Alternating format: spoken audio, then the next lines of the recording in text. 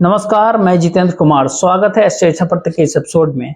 साथियों, भारत रत्न इस भारत देश के भीतर किसी को देने की एक ऐसी परंपरा रही है, देश के सर्वोच्च सम्मान को देने की एक ऐसी परंपरा रही है इस देश में, जिस परंपरा के भीतर सच में भारत रत्नों की पहचान की जाती है। लेकिन क्या आपने कभी कल्पना किया कि जो व्यक्ति दो राष्ट्र सिद्धांत के जनक, इस भारत देश के विभाजन के सबसे बड़े खलनायक मोहम्मद अली जिन्ना को धर्मनिरपेक्ष साबित कर दे, मोहम्मद अली जिन्ना जिसने देश का धर्म के नाम पर बंटवारा किया, वो मोहम्मद अली जिन्ना जिसने भारत माता के दो टुकड़े कर दिए, उस मोहम्मद अली जिन्ना के प्रशंसक लाल कृष्ण आडवाणी को भारत रत्न सम्मान से सम्मानित करने का फैसला आज के पीएम मोदी की सरकार ने किया।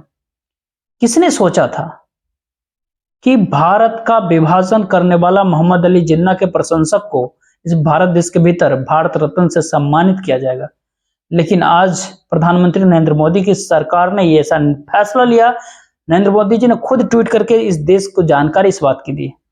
आज तक तमाम तरह के भारत रत्नों को देखा, जो सच में भारत रत्न है, पुरस्कार मिले या ना मिले, उन सारे भारत रत्नों को भी आप सबने देखा है। चाहे इस बात इस देश के भीतर भूख को खत्म करने की कवायद के भीतर लगे, इस भारत देश के भीतर आत्मनिर्भर बनाने में बहुत बड़ी भूमिका निभा चुके हरित क्रांति के जनक महान कृषि वैज्ञानिक एम.एस. स्वामीनाथन हो, श्वेत क्रांति के जनक वर्गीज कुरियन साहब हो, सूर्य सम्राट मोहम्मद रफी हो, हॉकी के जादूगर मेजर ध्यानचंद हो, इन सबको किसी भी सरकारों ने भारत रत्न नहीं दिया।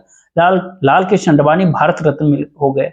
यही भारत का मौजूदा स्वरूप होता है और यही सत्ता का चरित्र है। और यही चाहे सत्ता किसी भी पार्टी को, लेकिन वर्तमान समय में सत्ता का चरित्र जो है, अगर लाल कृष्ण, इसी कड़ी में आपसे रिक्वेस्ट है कि वीडियो को लाइक कर ले और चैनल को सब्सक्राइब कर चैनल को मजबूत करें। इसमें कुछ भी खर्च नहीं होता और हो सके तो इस क्यूआर कोड को स्कैन कर आर्थिक रूप से इस चैनल को मजबूत करने का प्रयास करें। बहरहाल आडवाणी को भारत रत्न देने तक अगर चला जाए, वो लाल कृष्ण आडवाणी जिन्होंने मोहम्मद जिन्ना के मजार पे जाकर के उनका प्रशस्ति गान किया था, वो लाल कृष्ण आडवाणी जिनके आंखों के सामने, जिनकी रथ यात्रा के अंतिम दिन समापन के अवसर पर बाबरी मस्जिद गिराई गई थी और सुप्रीम कोर्ट ने इस बात को माना था कि बाबरी मस्जिद गिराना जघन्य अपराध है और उस अपराधियों को, उनके दोषियों को सजा मिलनी चाहिए। लेकिन निचली अदालत से आडवाणी बरी हो गए। लोगों के दिलो दिमाग से लाल कृष्ण आडवाणी कभी अयोध्या के उस घटना से, बाबरी मस्जिद के विध्वंस की घटना से खुद को अलग नहीं कर पाते। वो खुद को भी बाबरी विध्वंस की घटना से अलग नहीं कर पा सकते। वो लाल कृष्ण आडवाणी जिनके कारण से इस भारत देश में सांप्रदायिक तनाव इतना बढ़ा कि हजारों लोगों की जान तक चली गई 1990 के दशक में, वो लाल कृष्ण आडवाणी को भारत रत्न देने का फैसला वर्तमान सरकार ने किया। और वर्तमान सरकार अगर मोहम्मद जिन्ना के प्रशंसक को अगर भारत रत्न से सम्मानित कर रही है, तो इस पे आश्चर्य करने वाली बात ही नहीं है, क्योंकि भारत देश के भीतर दो राष्ट्र सिद्धांत किसी ने अगर शब्दों के तौर पे इस्तेमाल किया, तो किसी ने लेख के माध्यम से ये बोलते कहते हुए कि हिंदू और मुसलमान दो कौम, ये काम इस भारत देश के भीतर जिस लोगों ने किया, जो लोग किए, वो एक ही होते हैं, एक दामोदर सावरकर और दूसरे मोहम्मद अली जिन्ना। सावरकर के अनुयायी अगर जो जिन्ना के प्रशंसक को अगर भारत रत्न दे रहे हैं, भारत रत्न से सम्मानित कर रहे हैं, तो वर्तमान समय में इस भारत देश के लिए इससे ज्यादा शर्मिंदगी वाला कोई बात ही नहीं होगा। इस भारत देश के भीतर भारत रत्न देने के लिए योग्य लोगों की कमी है क्या? क्या इस भारत देश के भीतर भारत रत्न के लिए और भी काबिल लोग नहीं हैं? काफी अच्छे अच्छे लोगों को भारत रत्न मिला है। कुछ ऐसे लोगों को भी मिला जिनको भारत रत्न देने के सवाल भी उठे। भारत रत्न इस भारत देश के भीतर सबने देखा है। मनमोहन सिंह की सरकार में पंडित भीमसेन जोशी जैसे शास्त्रीय गायक को, शास्त्रीय संगीतकार को मिला, सिरनाल वैज्ञानिक को मिला, सचिन तेंदुलकर जैसे क्रिकेटर को दिया गया। उसके पहले की सरकारों ने सरदार पटेल से लेकर के सीवी रमन तक और डॉक्टर बी.आर. अम्बेडकर से लेकर के खान अब्दुल गफ्फार खान तक, नेल्सन मंडेला तक भारत रत्न देने की जो पूरा परंपरा रही है, उस भारत रत्न के परंपरा में बाद के समय में कहा जाए तो अटल बिहारी वाजपेयी तक, उस भारत रत्न की परंपरा के भीतर लाल कृष्ण आडवाणी खुद को कहां पर फिट बैठते हैं, ये संभवतः लाल कृष्ण आडवाणी को भी पता होगा कि भारत रत्न देने का फैसला जो लिया गया है, उनके लिए ये निश्चित ही तौर पर चुनाव को मद्देनजर ही फैसला लिया गया है। भारतीय जनता पार्टी के कैडर को इस बात को संदेश देना है कि कैडर की उपेक्षा नहीं होती है और सत्ता से जाने का एहसास संभवतः पीएम मोदी और पूरे भारतीय जनता पार्टी को इस बात का हो गया है। बनिस्पत बहरहाल ये अडवाणी को किनारे लगा दिया गया। अडानी के दौर में अडवाणी को कोई पूछता नहीं है। ये इसी कारण से बचने के लिए सत्ता के जाने से ठीक पहले लाल कृष्ण आडवाणी को भारत रत्न से सम्मानित करने का फैसला कोई भी व्यक्ति आसानी से इस बात को समझ सकता है। पीएम मोदी 2014 के भीतर सत्ता में लौटे थे। वो आते ही कुछ ही महीनों के भीतर जो है अटल बिहारी वाजपेयी को भारत रत्न से सम्मानित करने की घोषणा हो गई थी। तब सत्ता आ रही थी, लेकिन अटल आडवाणी की जिस जोड़ी ने भारतीय जनता पार्टी को 2 सांसदों से बढ़ाकर सत्ता की दहलीज तक पहुंचा दिया। उसके भीतर अटल जी को भारत रत्न तो तब मिलता है जब पीएम मोदी दिल्ली में पहुंचते हैं, बतौर प्रधानमंत्री पहुंचते हैं, और आडवाणी जी को भारत रत्न तब मिल रहा है जब आशंका व्यक्त की जा रही है कि पीएम मोदी जी के कार्यकाल के पीएम मोदी के नाम के आगे भूतपूर्व प्रधानमंत्री लग जाने में कुछ ही महीने बचे हुए हैं। तो किस बात की सबसे बड़ी सच्चाई है कि पीएम मोदी की सत्ता 2024 के लोकसभा चुनाव में जा रही। लाल कृष्ण आडवाणी को किसी ने देखा नहीं कि पिछले 7-8 साल 10 सालों में उनको कुछ पूछा भी गया। त्रिपुरा के भीतर जब भारतीय जनता पार्टी बीजेपी की पहली सरकार शपथ ले रही थी, उस शपथ ग्रहण समारोह के भीतर किस प्रकार से लाल कृष्ण आडवाणी को इग्नोर कर दिया जाता है, वो पूरे वीडियो देश ने देखा, पड़ा हुआ वीडियो।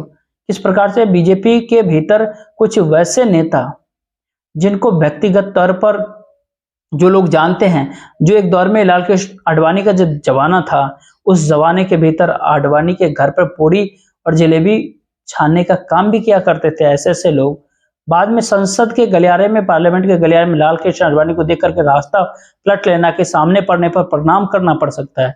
उस भारतीय जनता पार्टी बीजेपी के भीतर पीएम मोदी के दौर में आडवाणी का टिकट काट दिया गया, उनको मार्गदर्शक मंडल में बैठा दिया गया। सत्ता के भीतर, व्यवस्था के भीतर, राजनीति में जो कुछ भी काम कांग्रेस पार्टी ने पीवी नरसिम्हा राव के साथ यूपीए के दौर में किया, उसके ठीक पहले सीताराम केसरी और उनके बाद के दौर में नरसिम्हा राव को जिस प्रकार से कोई पूछता नहीं था, कांग्रेस पार्टी के भीतर वही परिस्थिति आज के दौर में इनका बनाया गया है, लाल कृष्ण आडवाणी की बनाई गई। नरसिम्हा राव भी भारत रत्न नहीं बने। नरसिम्हा राव के कार्यकाल के दौर में इस भारत देश में उदारीकरण, भूमंडलीकरण की बुनियाद पड़ी थी। नरसिम्हा राव ने इस भारत देश के भीतर पंजाब समस्या का समाधान किया था। नरसिम्हा राव ने इस भारत देश को उपभोक्ता सामग्रियों से पाट दिया और नरसिम्हा राव का कहा था टेलीविजन को स्वायत्तता देने की परंपरा की शुरुआत की थी। नरसिम्हा राव ने ही इस भारत देश में इस दौर में एक ऐसी बुनियाद रख दी जिस बुनियाद के सहारे हिंदुस्तान की आर्थिक तरक्की कम से कम 2015-16 तक तो इस भारत देश को जरूर दिखा। लेकिन उन नरसिम्हा राव को भारत रत्न क्यों नहीं दिया गया? क्योंकि नरसिम्हा राव सरकार को इस तरह की इस भारत देश के धर्मनिरपेक्ष के स्वरूप के ऊपर, इस भारत देश के अंतर्राष्ट्रीय साख के ऊपर उस समय गहरा धक्का पहुंच गया जब नरसिम्हा राव के कार्यकाल के दौर में उनके नाक के नीचे से बाबरी ढांचा ढा दिया गया। नरसिम्हा राव को भारत रत्न नहीं मिल सकता, तो जिनकी आंखों के सामने कहते हैं ना कि जो बाबरी ढांचा ढाया गया उनको भारत रत्न मिल रहा है।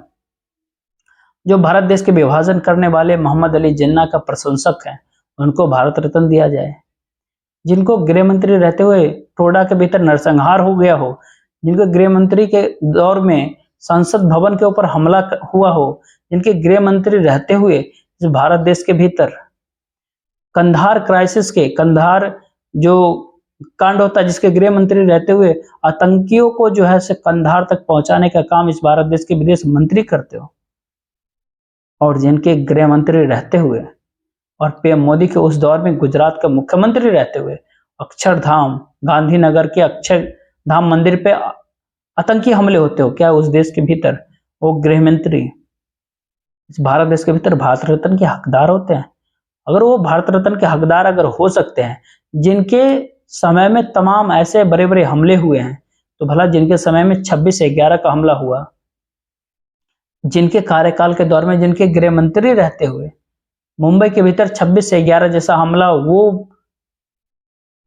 गृह मंत्री भारत रत्न के दावेदार नहीं हो सकते, केवल भारतीय जनता पार्टी के गृह मंत्री भारत रत्न के दावेदार होंगे। तमाम असफलता के बावजूद भी भारतीय जनता पार्टी के गृह मंत्री भारत रत्न के दावेदार है।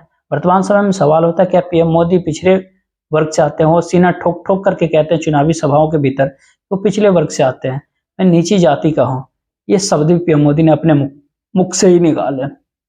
लेकिन इस भारत देश के भीतर पिछड़े वर्ग को मेन स्ट्रीम के भीतर लाने का काम जिस व्यक्ति ने कोई किया, जिस व्यक्ति के कारण से, जिस नेता के कारण से, जिस प्रधानमंत्री के कारण से इस भारत देश के भीतर पिछड़े वर्ग के लोग जो है बहुत संख्या में हर पार्टियों के मुख्यमंत्री और प्रधानमंत्री तक बनने लगे, वो नेता को भारत रत्न क्यों नहीं दिया जाता है?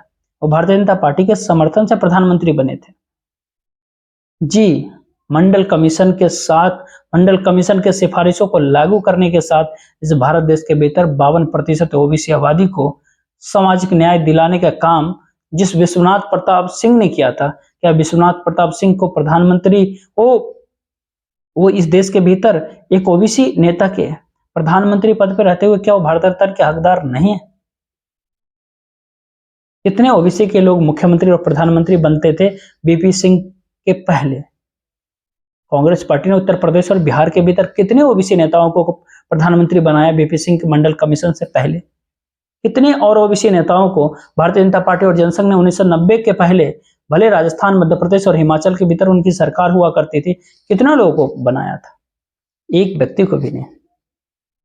लेकिन विश्वनाथ प्रसाद सिंह ने जो सामाजिक क्रांति किया, एक ऐसी सामाजिक क्रांति जिसने इस भारत देश की राजनीति का चाल चरित्र और चेहरा ही बदल के रख दिया, जिसने इस भारत देश के भीतर सामंतवाद की पूरी व्यवस्था को ही बेपटरी कर दिया और जिसने इस भारत देश के सामाजिक न्याय को इस भारत देश का मूल चुनावी मुद्दा बना दिया, वो विश्वनाथ प्रसाद सिंह को भारत रत्न देने का काम पीएम मोदी ने नहीं किया, उनके पहले के प्रधानमंत्री ने भी नहीं किया है।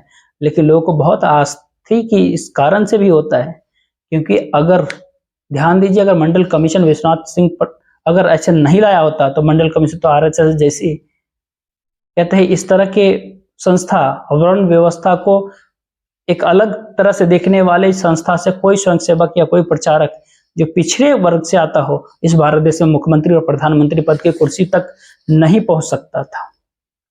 7 अगस्त 1990 के पहले भी भारतीय जनता पार्टी और जनसंघ ने 3 राज्यों के भीतर सरकार बना चुकी थी, हिमाचल प्रदेश, अविभाजित मध्य प्रदेश और राजस्थान के भीतर। मुख्यमंत्री कौन होते थे? तिलक, तराजू, तलवार, दिस डेट। सच्चाई सबके सामने, देखते रहिए। जय हिंद, जय भारत।